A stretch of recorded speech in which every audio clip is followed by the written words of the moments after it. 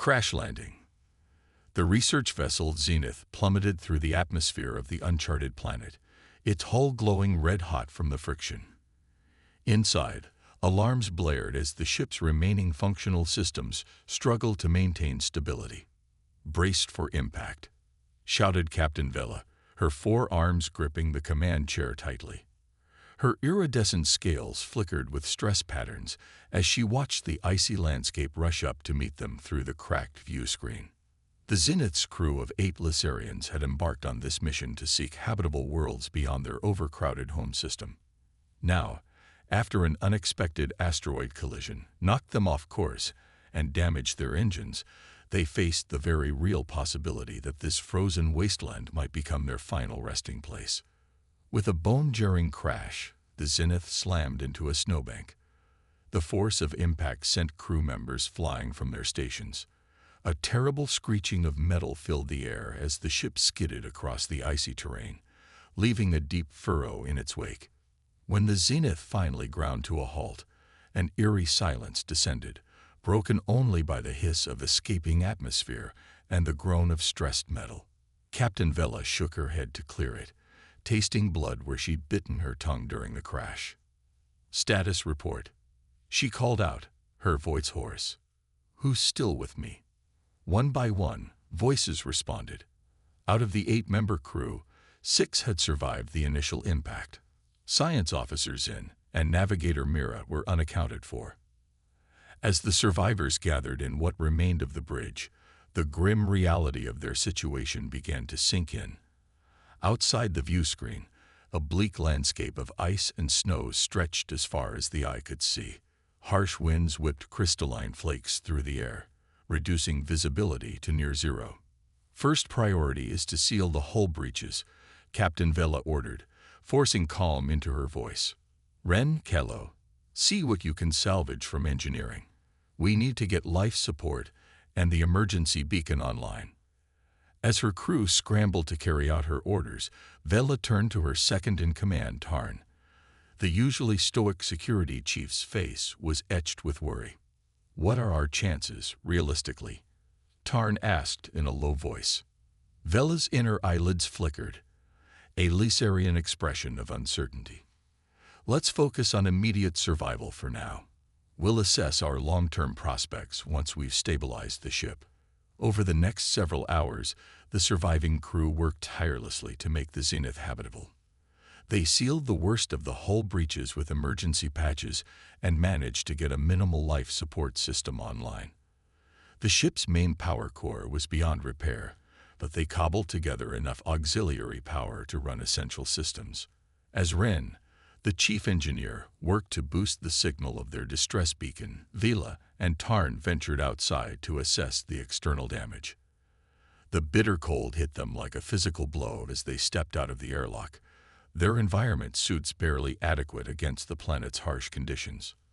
"By the 5 moons," Tarn breathed, his words creating puffs of condensation inside his helmet. "I've never seen anything like this." The Zenith lay half-buried in snow, its once sleek hull now a twisted mess of metal. One of the engine nacelles had been completely sheared off during the crash, leaving a trail of debris stretching back as far as they could see through the swirling snow. "We're not going anywhere in this," Vela said grimly. She activated her suit's scanner, sweeping it across the landscape.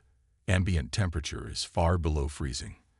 Atmosphere is oxygen-nitrogen, but too thin to breathe safely. No signs of indigenous life forms or vegetation. Tarn nodded, his expression grim behind his faceplate. "A dead world. Fitting, given our circumstances." They trudged through the snow, cataloging the extent of the damage. When they reached the bow of the ship, Vela's heart sank.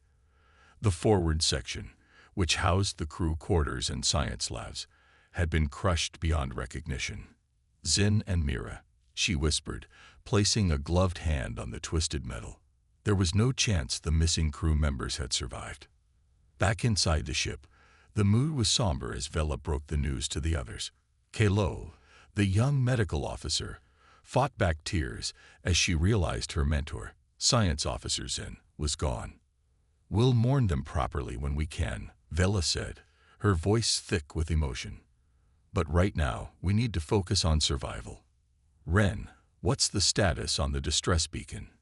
The engineer's antennae drooped with fatigue and frustration. "I've got it transmitting, but the signal's weak.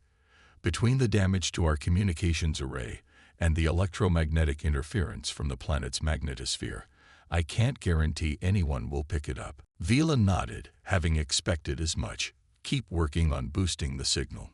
In the meantime, we need to take stock of our supplies and develop a rationing plan. Kilo, how are we on medical supplies?" The young doctor consulted her datapad. "Most of our advanced equipment was destroyed in the crash, but I've salvaged basic first aid supplies and some broad-spectrum antibiotics. It's not much, but it's better than nothing." As night fell, or what passed for night on this world of seemingly eternal twilight, the survivors huddled in the least damaged section of the ship. Emergency heaters struggled to keep the temperature above freezing, and the crew wrapped themselves in thermal blankets. Vila looked around at her battered crew. Ren, the irrepressible engineer, tinkered endlessly with a communicator, trying to boost its range. Kalo sat quietly, her eyes distant as she processed the loss of her mentor. Tarn kept a vigilant watch, as if expecting the frozen wasteland outside to launch an attack at any moment. Lyra, the xenobiologist, and Jax, the pilot, huddled together for warmth, whispering quietly. "We should try to get some rest," Vela announced. "Tomorrow, we'll need to venture out and see if we can salvage anything from the debris field. We'll establish a perimeter and set up sensors to monitor for any changes in the environment." As the others settled in for an uneasy sleep, Vela found herself unable to rest. She made her way to the remains of the bridge, staring out at the alien landscape bathed in the eerie light of two distant moons. The enormity of their situation weighed heavily upon her. They were stranded on an uncharted world, far beyond the known space lanes. Their ship was crippled, their supplies limited. Even if their distress signal reached friendly ears, it could be months or even years before help arrived. If it ever did.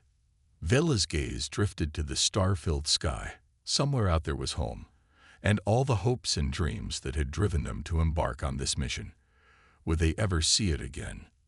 A quiet footstep behind her broke her reverie. Tarn joined her at the view screen, his expression solemn. "You should rest, Captain," he said softly. "The crew will need your strength in the days to come." Vela nodded, grateful for his steady presence. "I know. I just can't help but wonder, did we doom ourselves by coming out this far? Were we too ambitious, too reckless in our search for new worlds?" Tarn was quiet for a long moment before responding. "Perhaps, but that drive to explore, to push beyond our limits, it's what defines us as a species. Whatever happens, we mustn't lose sight of that." His words brought a small smile to Vela's face. "You're right, of course. Thank you, Tarn. We'll face whatever comes together." As they turned to leave the bridge, a faint flicker of light caught Vela's eye. She froze, staring intently at the horizon. "Tarn, do you see that?" she whispered, pointing. The security chief squinted. Then his eyes widened. "It can't be." In the far distance, barely visible through the swirling snow, a pinprick of light pulsed rhythmically. It was faint, easily missed if one wasn't looking for it. But to the stranded Lysarians, it represented something they'd almost lost. "Hope. Wake the others," Vela ordered, her voice tight with excitement and trepidation. "We need to investigate this immediately. It could be our only chance at survival." As Tarn roused the crew, Vela's mind raced with possibilities. Was it a natural phenomenon? Some kind of bioluminescent life form they'd overlooked? Or could it be a sign of intelligence, perhaps even a native civilization their initial scans had missed? Whatever it was, Vela knew they had to find out. Their very lives might depend on it. As the crew assembled, their faces a mix of exhaustion and renewed determination, Vela felt a spark of the old excitement that had led them on this mission in the first place. They were explorers, after all. And there was a mystery waiting to be solved. Desperate measures. The harsh wind howled around the 6 Lysarian explorers as they trudged through knee-deep snow. Captain Vela led the way, her scanner held out before her like a lifeline. Behind her, the rest of the crew formed a tight formation, each step a battle against the planet's unforgiving elements. "How much further?" Jax called out, his voice barely audible over the wind. Vela checked her scanner. Another 2 kilometers. The signal's getting stronger. They had been walking for hours, the mysterious light their only beacon of hope in the vast, frozen wasteland. Their environment suits, designed for short exploratory missions, were being pushed to their limits. Frost formed on visors, and extremities began to ache with cold despite the suit's best efforts. Suddenly, Kalo stumbled, falling face first into the snow. Tarn quickly helped her up, but the young doctor's movements were sluggish. "We need to turn back," Tarn shouted to Vela. "We're not equipped for this kind of expedition." Vela knew he was right, but the thought of returning empty-handed to their crippled ship was unbearable. "Just a little further," she insisted. "We've come too far to give up now." As they crested a ridge, the source of the light finally came into view. Nestled in a shallow valley was a structure unlike anything they had ever seen. Crystalline spires rose from the ice, pulsing with an inner light that matched the beacon they had followed. "It's beautiful," Lyra breathed, her xenobiologist's curiosity overriding her exhaustion. Ren's antennae twitched with excitement. "And definitely not natural. This is a constructed artifact." As they drew closer, intricate patterns became visible on the structure's surface. Symbols or writing of some kind, etched into the crystal. "Can you decipher it?" Vela asked Lyra. The xenobiologist shook her head, not without more time and better equipment. "But this is incredible, Captain. Proof of an advanced civilization." Vela nodded, her mind racing. "All right, let's do a quick survey and collect what data we can. But we need to be quick. Our suits won't last much longer in this cold." As the team spread out to examine the structure, Ren made a startling discovery. "Captain, there's an opening here, like an airlock, and I think I can activate it." Before Vela could respond, there was a soft hum, and a section of the crystal parted like water. Warm air rushed out, carrying with it the promise of shelter. "Inside. Quickly," Vela ordered, helping her crew through the opening. As the last of them entered, the crystal sealed behind them, cutting off the howling wind. Inside, the structure was even more breathtaking. The walls pulsed with soft light, and the air was comfortably warm. Strange, organic-looking consoles lined the walls, covered in the same intricate symbols they had seen outside. "It's some kind of outpost or research station," Lyra hypothesized, running her scanner over everything in sight. Ren was already examining one of the consoles. "The technology is incredible, centuries ahead of anything we have." As the team explored, a sense of unease grew in Vela's gut. Where are the inhabitants? A facility like this shouldn't be abandoned. Her question was met with silence. The outpost, for all its technological marvels, was eerily empty. Kalo, who had been quiet since their entry, suddenly spoke up. "Captain, I'm picking up trace organic compounds in the air. They're similar to Lysarian biochemistry." The implications of her words hung heavy in the air. Could the builders of this place be related to their own species somehow? Before they could ponder this further, a holographic display flickered to life in the center of the room. Alien symbols danced in the air, accompanied by a lilting, musical language none of them understood. Ren's eyes widened. "It's some kind of recorded message, but without a proper translation matrix, I can't make sense of it." Vela made a decision. "All right, here's the plan. We'll return to the Zenith with what data we've gathered. Lyra, Ren, I want you two to stay here and continue studying this place. The rest of us will bring supplies and equipment from the ship. This outpost could be our key to survival." As the team prepared to split up, a new sound filled the air. A low, rumbling vibration that seemed to come from deep beneath their feet. "What's happening?" Jax asked, panic edging into his voice. Before anyone could answer, The floor beneath them began to shift. Sections rose and fell, rearranging themselves like a giant puzzle. "Everyone, stay together," Vela shouted, but it was too late. The floor continued to move, separating the crew. Within moments, Vela found herself alone in a small cylindrical chamber. "Report. Is everyone all right?" She called into her communicator. One by one, her crew responded. They had all been separated into individual chambers, but were unharmed. "Captain, I think I know what's happening." Lyra's excited voice came through. "This facility, it's adaptive. It's reconfiguring itself based on our presence. I think it's trying to accommodate us." As if to confirm her theory, the walls of Vela's chamber began to ripple. Slowly, they transformed, taking on a layout eerily reminiscent of her quarters on the Zenith. "It's reading our minds." Tarn's voice was tight with concern. "Captain, this level of technology, it could be dangerous." Vela understood his worry, but they had little choice. "We need to trust the process for now. Everyone, stay calm and observe. Report anything unusual immediately." Over the next few hours, the outpost continued to change around them. Chambers merged and separated, creating spaces that seemed tailored to each crew member's needs and specialties. Ren found himself in a lab filled with technology beyond his wildest dreams.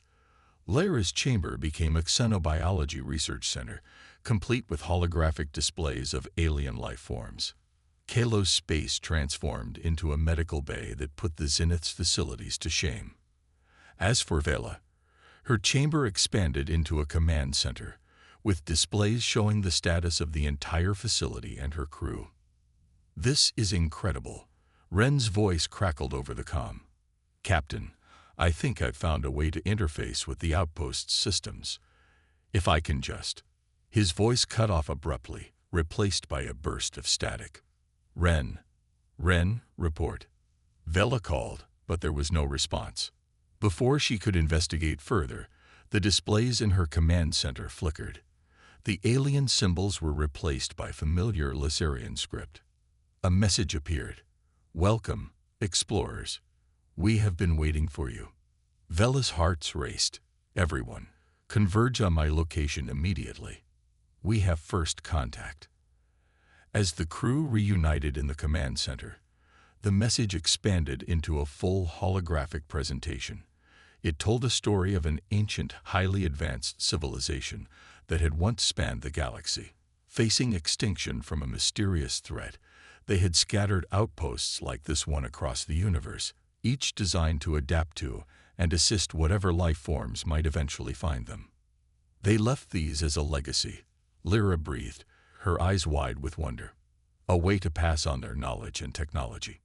Tarn, ever cautious, voiced his concerns. "But why? What's the catch?" As if in response, a new message appeared. "To use this facility and its resources, you must prove yourselves worthy. A series of trials awaits. Will you accept the challenge?" The crew looked to Vela, their faces a mix of excitement and apprehension. Vela took a deep breath. This was it. A chance not just for survival, but for advancement beyond their wildest dreams. But at what cost? "We accept," she said firmly. The facility hummed with renewed energy.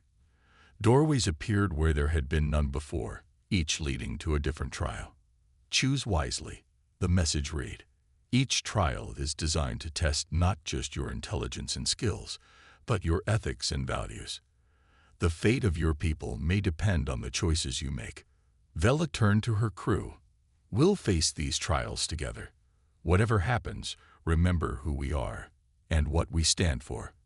We're explorers, scientists, but more than that, we're Lysarians.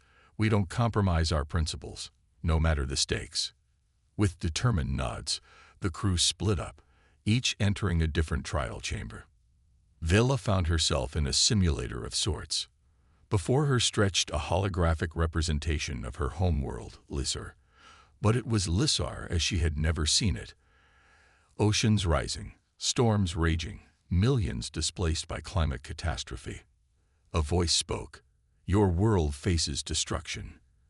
You have the power to save it, but doing so will divert resources from your space exploration program, potentially trapping your species on a single world for generations.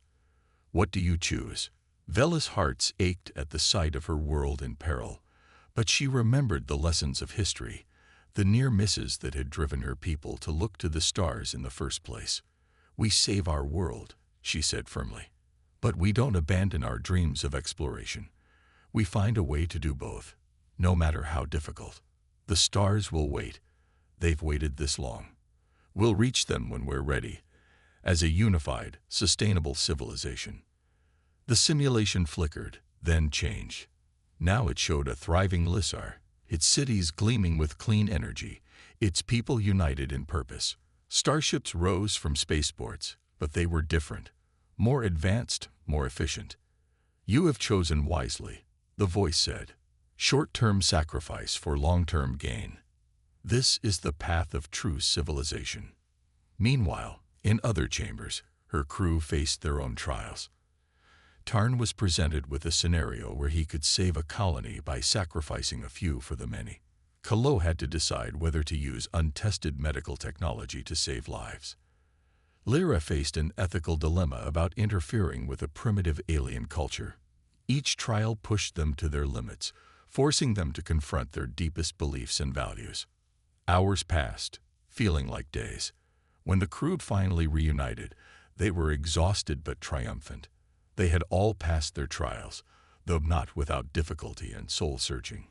As they gathered in the command center, the facility came alive with new energy. Holographic displays showed technologies beyond their imagination. Clean energy sources, advanced propulsion systems, medical breakthroughs that could extend their lifespans tenfold. You have proven yourselves worthy, the message read. The knowledge and resources of our civilization are now yours to use responsibly. Go forth and prosper, but remember the lessons you have learned here. The universe is vast and full of wonders, but also dangers. Use this gift wisely. Vela looked at her crew, seeing the mix of awe and responsibility in their eyes. They had come to this frozen world seeking a new home for their people. Instead, they had found something far greater, a chance to revolutionize their entire civilization. But as the initial euphoria faded, a sobering thought occurred to Vela. We still need to find a way off this planet, she reminded her crew. All this knowledge won't mean anything if we can't get it back to Lissar. Ren, his antennae twitching with excitement, spoke up. Captain, I think I've found something that might help with that. This facility, it's not just an outpost. It's a ship. Unexpected arrival. Ren's revelation that the alien outpost was actually a ship sent a wave of excitement through the Lissarian crew. Over the next few days, they threw themselves into understanding and mastering the incredible technology at their disposal. Ren spent hours interfacing with the ship's systems, marveling at its capabilities. It's like nothing I've ever seen, he explained to Vela during one of their daily briefings. The propulsion system doesn't just bend space. It weaves through it. We could potentially reach Lissar in a matter of weeks rather than years. Lyra was equally enthralled with the biological sciences lab. The genetic library here is vast, she said, her eyes gleaming with excitement. Species from thousands of worlds, including some that must have gone extinct eons ago. The potential for advancing our understanding of xenobiology is staggering. Even the ever-cautious Tarn found himself impressed by the ship's defensive capabilities. The shielding technology alone is centuries beyond anything we have, he admitted. And the weapons systems, well, let's just say I hope we never have to use them. Kalo, meanwhile, had barely left the medical bay since discovering its capabilities. I've already synthesized cures for diseases we thought were untreatable, she reported, her voice thick with emotion. Captain, what we found here could save billions of lives back home. Vela listened to her crew's reports with a mixture of pride and trepidation. The responsibility they now bore was enormous. This technology, if used wisely, could usher in a new golden age for their people. But in the wrong hands, it could also bring untold destruction. We need to proceed carefully, she cautioned her team. This knowledge changes everything. We can't simply return to Lissar and dump it all in the laps of our leaders. We need a plan. As the Lissarians debated their next moves, events beyond their control were unfolding in the space above the frozen planet. The ISS Horizon, a long-range human exploration vessel, dropped out of faster-than-light travel at the edge of the system. Captain Elena Vasquez stood on the bridge, her dark eyes scanning the sensor readouts with interest. "What have we got, Dr. Chen?" she asked her science officer. Dr. Mei Chen, the brilliant astrophysicist with a shock of blue hair, furrowed her brow as she studied her console. "It's faint, Captain, but I'm detecting an unusual energy signature from the third planet. It doesn't match any known natural phenomena." Vasquez raised an eyebrow. "Artificial?" Chen nodded slowly. "Possibly. And there's something else, a very weak distress signal. It's not on any standard frequency, but the pattern is definitely not random." The captain's interest was piqued. Humanity had yet to make contact with any alien civilizations, despite decades of searching. Could this be the moment they'd all been waiting for? "Plot a course for that planet, Helm," she ordered. "Let's see what we're dealing with." As the horizon approached the ice world, tensions on the bridge rose. This far out on the fringes of explored space, they were truly on their own. If this was first contact, the responsibility for representing humanity would fall squarely on their shoulders. "Captain," Chen called out, her voice tight with excitement.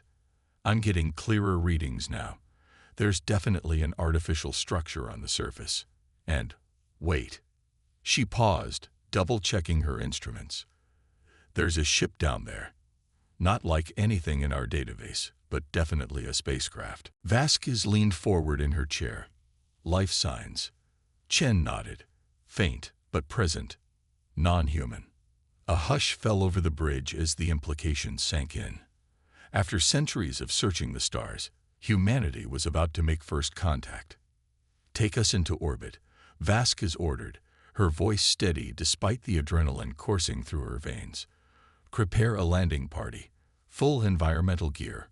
We don't know what we're walking into down there." As the horizon settled into orbit, Vasquez addressed her crew. "This is the moment we've all trained for," she said, looking each of them in the eye. "Whatever we find down there, remember your training. We come in peace, but we stay alert. Let's make history." Back on the surface, the Lissarians were oblivious to the approaching humans. They had just made a breakthrough in activating the alien ship's main drive when Tarn burst into the control room, his scales flashing with alarm patterns. "Captain, we have a situation," he reported breathlessly. "Our long-range sensors just picked up an unknown vessel entering orbit." Vela's hearts raced. "Lissar, did they pick up our distress signal?" Tarn shook his head. "No, Captain. The ship doesn't match any known configuration in our database, I think. I think it might be aliens." The irony of the situation wasn't lost on Vela. Here they were, aliens themselves on this frozen world, about to make contact with yet another spacefaring species. "Sound the alert," she ordered. "I want everyone at their stations. Power up the shields, but do not, I repeat, do not activate any weapon systems. We don't want to appear hostile." As the Lissarian crew scrambled to prepare for the unknown, Captain Vasquez and her landing party were making their final descent to the planet's surface.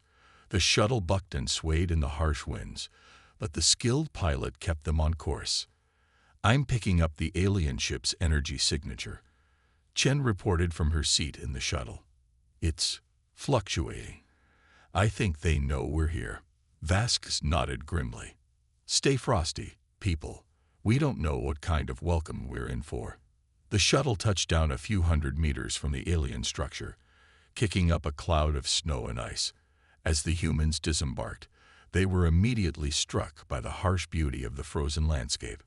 "My God," breathed Lieutenant Park, the team's xenobiologist. "It's like Antarctica on steroids." "Cut the chatter," Vasquez ordered, though she couldn't help but share his awe. "Form up and move out. Chen, You've got point. Guide us to that structure. As the humans trudged through the snow towards the alien ship, the Lysarians watched their approach via external cameras.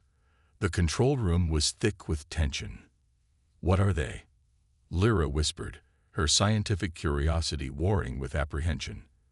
Bipedal, endoskeletal, Kalo observed. Humanoid, but definitely not Lysarian. Their environmental suits are far bulkier than ours. They must not be adapted to cold climates. Vela studied the approaching figures intently. They're moving cautiously, but they're not in attack formation. I think they're as nervous as we are. Finally, the humans reached the base of the alien structure. They stood there for a long moment, clearly unsure of how to proceed. Inside, Vela made a decision. I'm going out there, she announced. Captain, no. Tarn protested. We don't know if it's safe. Let me go instead. Vela shook her head. No, Tarn. As captain, it's my responsibility. Besides, if this goes wrong, the crew will need you to lead them home. Before anyone could argue further, Vela headed for the airlock. Her heart pounded as she stepped out onto the icy surface, the wind whipping around her environment suit. The humans spotted her immediately. Vasquez held up a hand, signaling her team to hold position. Then, slowly, deliberately, she began to walk forward alone. The two captains approached each other, representatives of their respective species, meeting on a frozen world countless light years from either of their homes. They stopped a few meters apart, regarding each other warily. Vela noticed that the human was slightly shorter than her, but stockier. The alien captain's face was obscured by the reflective faceplate of her helmet, but her body language spoke of a mixture of caution and curiosity, much like Vela's own feelings. For a long moment, neither spoke. Then, hesitantly, Vasquez raised her hand in what she hoped was a universal gesture of greeting. Vela recognized the intent behind the gesture. Slowly, she raised her own hand, mimicking the human's motion. Vasquez's breath caught in her throat. This was it. First contact. Humanity's first interaction with an alien species. She took a deep breath and spoke, knowing her words were being recorded for posterity. I am Captain Elena Vasquez of the Earth ship Horizon, she said, her words translated and broadcast through her suit's external speakers. We come in peace, seeking friendship and understanding. Vela listened intently, but the human's words were incomprehensible to her. Still, the tone was gentle, non-threatening. She decided to respond in kind. I am Captain Vela of the Lysarian research vessel Zenith, she said, her own translator attempting to convert her words into something the human might understand. We are grateful for your arrival, and mean you no harm. Both captains paused, realizing that direct verbal communication might be impossible for now. But the intent behind their words was clear. Neither side wanted conflict. Vasquez decided to try a different approach. Slowly, telegraphing her movements, she reached up and unsealed her helmet. It was a risk. The atmosphere was breathable, but bitterly cold. Still, she felt it was important to show her face, to humanize herself to these aliens. As the human removed her helmet, Vela gasped softly. The alien's features were both strange and familiar. 2 eyes, a nose, a mouth, but arranged in proportions that were just slightly off from Lysarian norms. The human skin was a warm brown, lacking the iridescent scales of Vela's people, and a mane of dark hair framed her face. Seeing the alien's reaction, Vela decided to reciprocate the gesture of trust. She too removed her helmet, revealing her Lysarian features to the human for the first time. Vasquez struggled to keep her expression neutral as she took in the alien's appearance. The iridescent scales, the large, multifaceted eyes, the swept-back cranial ridges. It was all so strange, yet undeniably the face of an intelligent, feeling being. Both captains stood there, exposed to the brutal cold, studying each other. Then, slowly, Vasquez smiled. It was a universal expression of goodwill, one that transcended the barriers of language and biology. Vila didn't have the facial muscles to smile in the human way, but her scales rippled with a pattern that conveyed the same emotion: hope, relief, and the tentative beginnings of friendship. As if on cue, both captains quickly donned their helmets again, protecting themselves from the biting cold. But a bridge had been built, a connection made that would change both their species forever. Vasquez gestured towards the alien ship, then back to her own team, her meaning clear: "Can we come inside and talk?" Vila nodded, understanding the intent. She waved for the human captain to follow her, then turned back towards the ship's entrance. As Vasquez signaled for her team to join them, she couldn't help but feel a sense of profound awe. They had come to this frozen world seeking knowledge, perhaps resources. Instead, they had found something far more valuable: the promise of a new alliance, a sharing of cultures and technologies that could propel both their species to new heights. The airlock cycled, and humans and Lysarians prepared to meet face to face in the controlled environment of the alien ship. As the inner doors slid open, both sides knew that nothing would ever be the same again. The journey that had brought them to this moment had been long and fraught with danger, but it was only the beginning. Two species, born on worlds countless light years apart, were about to take their first steps together into an uncertain but thrilling future. First contact and rescue. As the airlock cycled closed behind them, Captain Vasquez and her team found themselves in an environment unlike anything they had ever experienced. The interior of the alien ship pulsed with soft, organic-looking light, and the air was filled with a faint, sweet scent that their suits' filters couldn't quite mask. Captain Vela led the way, her iridescent scales shifting in patterns that the humans couldn't help but find mesmerizing. Behind her, the rest of the Lysarian crew watched the newcomers with a mixture of curiosity and apprehension. "Welcome to our temporary home," Vela said, her words translated by the ship's advanced systems into a form the humans could understand. The translation was far from perfect, but it was enough to convey basic meaning. Vasquez nodded, her eyes wide as she took in her surroundings. "Thank you for your hospitality," she replied, her own words being similarly translated for the Lysarians. "We picked up your distress signal. Are you in need of assistance?" Dr. Chen couldn't contain her scientific curiosity any longer. "This technology," she breathed, running a scanner over a nearby console. "It's incredible, far beyond anything we've ever encountered." Ren, the Lysarian engineer, perked up at this. He approached Dr. Chen, his antennae twitching with excitement. "You understand it?" he asked eagerly. Chen shook her head. "Not really. But I can tell it's light years ahead of our own tech. How did you come by this ship?" As Ren launched into an enthusiastic, if somewhat garbled, explanation of their discovery of the alien outpost, Captain Vasquez turned her attention back to Vela. "I have so many questions," Vasquez said, her voice filled with wonder. "But first, I need to know, are you and your crew safe? Do you need any immediate help?" Vela appreciated the human captain's concern. "We are safe now," she assured her. "But we've been stranded on this world for many cycles. Our own ship was damaged beyond repair in the crash." This, she gestured around them, was an unexpected salvation. Vasquez nodded, processing this information. "We'd be happy to offer any assistance we can," she said. "Our ship, the Horizon, is in orbit. We have supplies, medical facilities." As the two captains continued their discussion, the rest of their crews began to mingle, curiosity overcoming their initial wariness. Lieutenant Park, the xenobiologist, found himself in an animated conversation with Lyra about the vast genetic database they had discovered. Despite the language barrier, their shared scientific enthusiasm bridged the gap. Kalo, the Lysarian doctor, approached Dr. Emilia Rodriguez, the Horizon's chief medical officer. Through a combination of gestures and broken translations, Kalo conveyed her excitement about the medical breakthroughs she had made using the alien technology. As the hours passed, the initial tension gave way to a sense of shared wonder and purpose.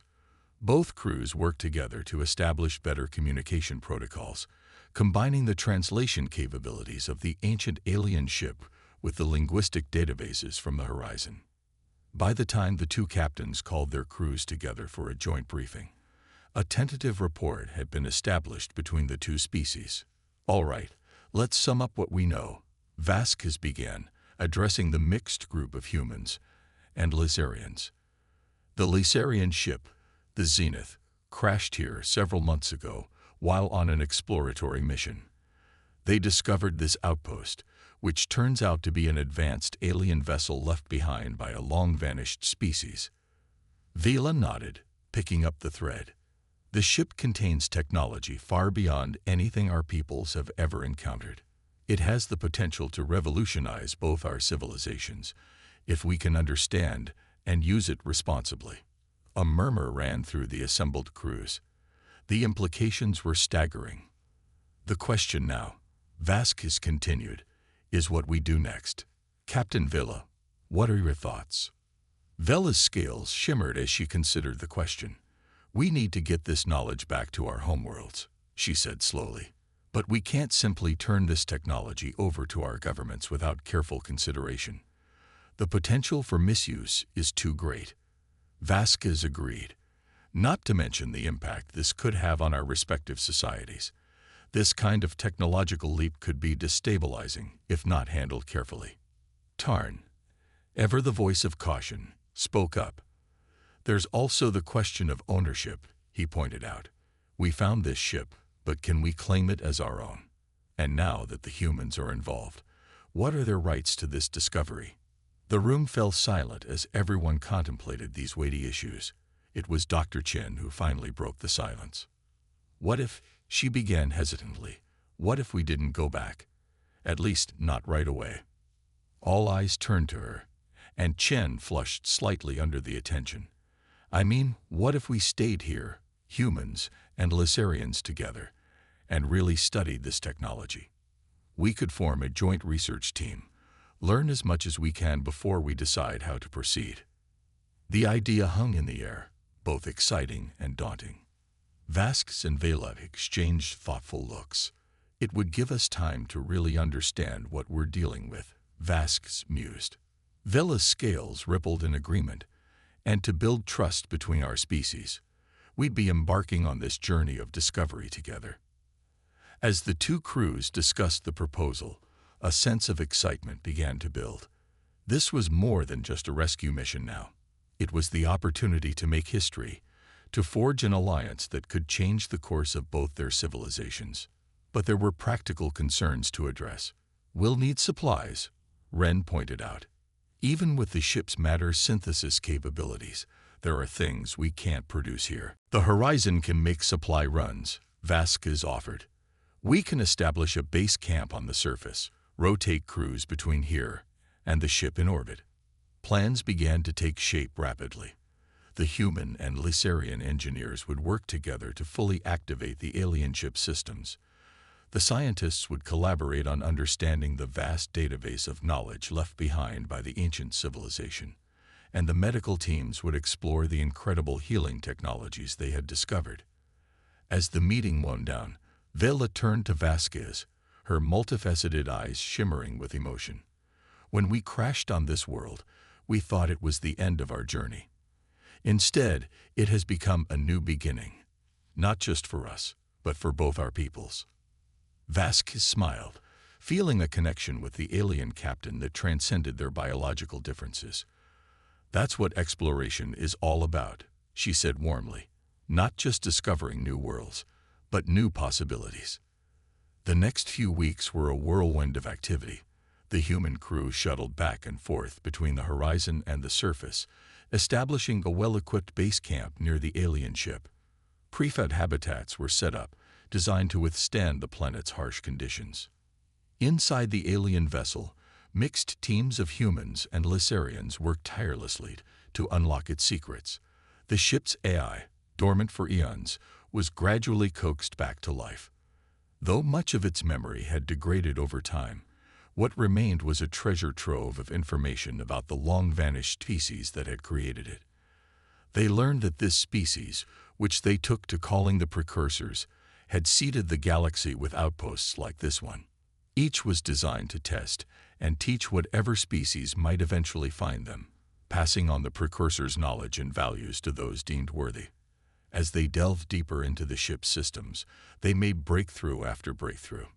Ren and Dr. Chen managed to decipher the basics of the precursors' faster-than-light drive, which used principles of quantum entanglement to essentially knit spacetime around the ship. Lyra and Lieutenant Park made exciting discoveries in xenobiology, uncovering cures for diseases that had long plagued both their species. They even found tantalizing hints about the nature of consciousness itself and how it might be preserved beyond physical death. Kalo and Dr. Rodriguez worked on adapting the ship's medical technologies for use on both humans and Lysarians. They made rapid progress in regenerative therapies that could potentially extend lifespans by centuries. But perhaps the most profound changes were happening on a personal level. As humans and Lysarians worked side by side, initial awkwardness gave way to genuine friendships. They learned each other's languages, shared meals, after careful analysis to ensure biocompatibility, and exchanged stories about their respective homeworlds. Cultural exchanges became a regular part of life in the camp. Humans introduced the Lysarians to music and art from Earth, while the Lysarians shared their own rich cultural traditions. Movie nights became a favorite pastime, with both species finding common ground in the universal themes of love, loss, and triumph over adversity. There were challenges, of course. Misunderstandings arose from time to time, usually stemming from differing cultural norms or biological imperatives. But each obstacle overcome only served to strengthen the bonds between the two species. As the weeks turned into months, the joint human-Lysarian team made a startling discovery. Hidden deep within the ship's database was a star map showing the locations of other precursor outposts scattered throughout the galaxy. "It's like a roadmap," Vasquez breathed, staring at the holographic display. "A trail of breadcrumbs leading us to more knowledge, more discoveries." Vila nodded, her scales shimmering with excitement. "But it's more than that," she said thoughtfully. I think it's a test. The precursors didn't just want to pass on their knowledge. They wanted to see how we'd use it, how we'd grow." The implications were staggering. This frozen world, which had once seemed like a dead end, a place of isolation and despair, had become the starting point of an incredible journey. But with this discovery came a new set of questions and challenges. How would they explore these other outposts? Who would go? And most importantly, how would they share this information with their respective homeworlds? As the human and Lysarian leaders debated these issues, a new sense of purpose filled the camp. They were no longer just two stranded crews working together out of necessity. They had become a team, united in their quest for knowledge and understanding. One evening, as the planet's twin moons cast an ethereal glow over the icy landscape, Vasquez found Vela standing outside the camp, gazing up at the stars. "Credit for your thoughts?" Vasquez asked, moving to stand beside the Lysarian captain. Vela's scales rippled in a pattern that Vasquez had come to recognize as pensive. "I was just thinking about how far we've come," she said softly. "When we crashed here, I thought I had failed my crew, failed my mission. Now," she gestured at the camp behind them, where humans and Lysarians worked and lived together in harmony. "Now I feel like we're on the brink of something monumental." Vasquez nodded, understanding perfectly. "It's daunting," she admitted. "The responsibility we bear, the choices we'll have to make. But I can't think of anyone I'd rather face those challenges with than you and your crew." Vela turned to face the human captain, her multifaceted eyes reflecting the starlight. "Whatever comes next," she said solemnly, "we face it together. Human and Lysarian, united in purpose." As they stood there, two captains from different worlds bound by shared experience and mutual respect, both felt a profound sense of hope. The journey ahead would be long and fraught with challenges, but they would face it side by side. The frozen world that had once been a place of despair had become the crucible in which a new future was being forged, a future of cooperation, discovery, and limitless possibility. Aftermath and alliance. As the first year of their joint expedition drew to a close, the human Lysarian team faced a crucial decision. The time had come to share their discoveries with their respective homeworlds. But how could they do so without risking conflict or misuse of the powerful precursor technology? After much debate, a plan was formed. They would send a joint delegation back to each homeworld, comprised of both humans and Lysarians. These teams would brief their governments on the broad strokes of what they had found, while withholding the most sensitive details until proper safeguards could be established. Captain Vasquez and Captain Vela would lead the missions personally, each traveling to the other's homeworld as a show of trust and cooperation. It was a risky move, but one they felt was necessary to ensure the spirit of their alliance remained intact.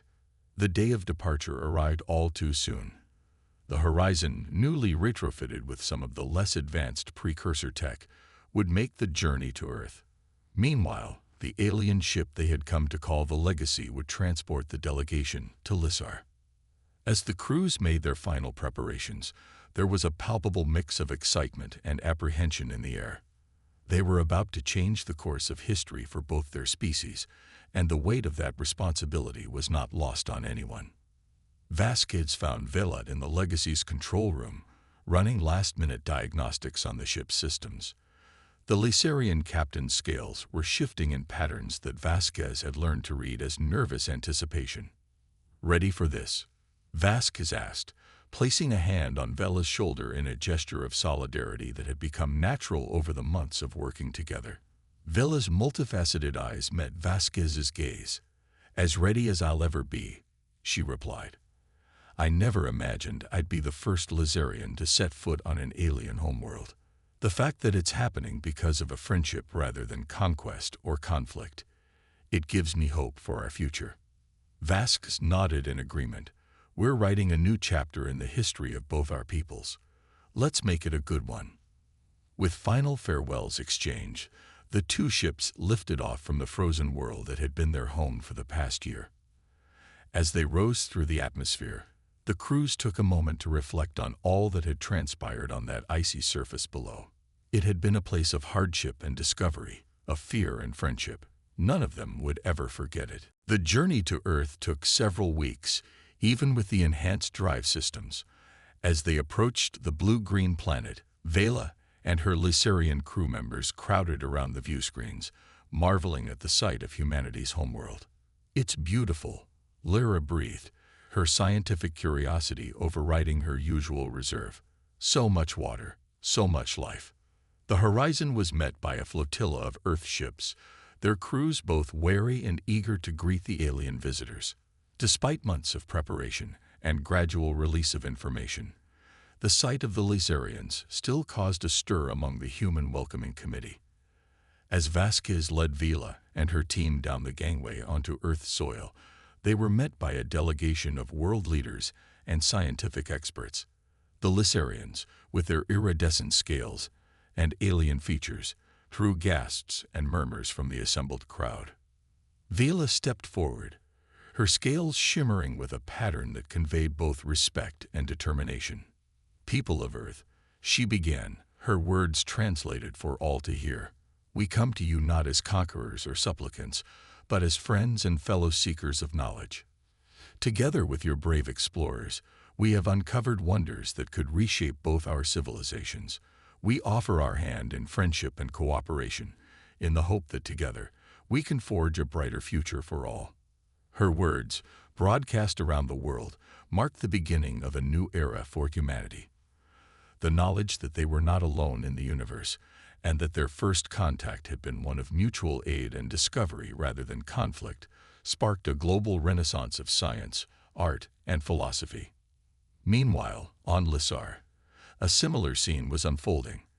The Legacy emerged from its faster-than-light journey in orbit around the Lysarian homeworld, its arrival sending shockwaves through Lysarian society. Vasquez, standing beside Captain Vela's second-in-command Tarn, felt a moment of vertigo as she took in the alien world below. Lysar was a riot of color, its landmasses covered in bioluminescent forests and its oceans shimmering with phosphorescent life. As they descended to the planet's surface, Vasquez steeled herself for the task ahead. She would be the first human to address the Lysarian High Council, a responsibility she did not take lightly. The Lysarian capital was a marvel of organic architecture, buildings seeming to grow from the very ground, pulsing with life and energy. As Vasquez and her team were led into the Grand Council chamber, they could feel the weight of countless alien eyes upon them. Vasquez stepped forward, her heart pounding but her voice steady. "Esteemed members of the High Council," she began, the ship's translation systems conveying her words in melodic Lysarian tones. "I stand before you as a representative not just of humanity, but of a new partnership between our peoples. What began as a chance encounter on a frozen world has blossomed into an opportunity for both our species to grow and learn together." She went on to outline the discoveries they had made, the potential benefits of the precursor technology, and the importance of moving forward in a spirit of cooperation rather than competition. As she spoke, she could see the Lysarian councilors' scales shifting in patterns of intrigue and excitement. In the days and weeks that followed, both Earth and Lysar were abuzz with activity. Scientists from both worlds began collaborating on understanding and implementing the precursor technologies. Cultural exchange programs were established, allowing humans and Lysarians to learn about each other's societies firsthand. There were challenges, of course. On both worlds, there were those who feared the changes that this new alliance would bring. Some humans worried about the influence of alien culture on their way of life, while some Lysarians feared that closer ties with humanity might lead to the erosion of their own traditions. But for every voice of dissent, there were many more eager to embrace this new future. The promise of extended lifespans, cleaner energy, and faster-than-light travel captured the imagination of both species. As the months passed, the frozen world where it had all begun was transformed. No longer a place of isolation and hardship, it became the site of the first joint human-Lysarian colony. Scientists, engineers, and pioneers from both worlds came together to build a shining beacon of interstellar cooperation. They named the colony New Horizon, a symbol of the bright future they hoped to build together. It became a testing ground for new technologies and social structures, a place where the best of both cultures could be combined and refined. 1 year to the day after their initial departure, Vasquez and Vela stood together once more on the icy surface where they had first met. The landscape around them had changed dramatically, with gleaming structures rising from the snow and ships coming and going in a steady stream. "Did you ever imagine it would turn out like this?" Vasquez asked, her breath frosting in the cold air. Vela's scales shimmered with amusement. "Never in my wildest dreams," she admitted. "When we crashed here, I thought it was the end. Instead, it was just the beginning." As they watched a group of human and Lysarian children playing together in a climate-controlled dome nearby, both captains felt a surge of pride and hope. These young ones would grow up in a world where interspecies friendship was the norm, not the exception. But their work was far from over. The star map left behind by the precursors still beckoned, promising more discoveries and challenges ahead. There were more outposts to explore, more technologies to uncover, and undoubtedly more alien species to meet. "So," Vasquez said, a glint of adventure in her eye, "ready for our next mission?" Vela's scales rippled with excitement. "Always. Where should we go first?" Vasquez grinned, pulling up a holographic display of the star map. "How about here?" she said, pointing to a system near the galactic core. "The database hints at some kind of massive energy source there. Could be interesting." Vela nodded, her own sense of curiosity piqued. "Interesting indeed.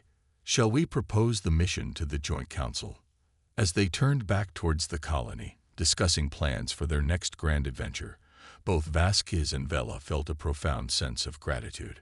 What had begun as a rescue mission had turned into something far greater, the birth of a friendship between two species that promised to reshape the galaxy. The frozen world that had once been a place of despair now stood as a testament to what could be achieved when different peoples came together in a spirit of cooperation and mutual respect. It was a beacon of hope in the vast, often daunting expanse of space, a shining example of the best that sentient beings could achieve when they chose to work together rather than against each other. As news of the joint human-Lizarian expeditions spread across both their home systems, it inspired a new generation of explorers and dreamers. Young humans and Lizarians alike looked to the stars with a sense of wonder and possibility, knowing that out there, amidst the cosmic ocean, incredible discoveries awaited. And somewhere, in the great beyond, perhaps the long-vanished precursors looked on with approval. Their great experiment, seeding the galaxy with outposts of knowledge, had borne fruit. Two young species, so different and yet so alike, had found each other and chosen the path of friendship and shared discovery. As the sun set on New Horizon, casting the icy world in a palette of purples and golds, Vasquez and Vela stood side by side, no longer alien to each other, but the closest of friends. Before them stretched an endless frontier of possibility, a future limited only by their imagination and their willingness to work together. The rescue mission that had brought them to this frozen world had long since ended. But the journey, the true journey of exploration, understanding, and growth, was just beginning, and they would face it as they had faced every challenge since that fateful first meeting. Together, human and Lizarian, united in their quest for knowledge and their hope for a brighter future. As they turned to head back into the warmth of the colony, both captains knew that whatever lay ahead, they would face it side by side. For in their friendship, they had found something far more valuable than any technology or scientific breakthrough. They had found a shared vision of a galaxy united not by conquest or fear, but by curiosity, compassion, and the unquenchable desire to understand the mysteries of the universe. The story of the frozen world was just one chapter in an epic tale that would span galaxies and generations, but it would always hold a special place in the histories of both species, the place where two peoples reached out across the stars and found not an enemy, but a friend. And as the first stars began to twinkle in the darkening sky above New Horizon, Vasquez and Vela knew that their greatest adventures still lay ahead.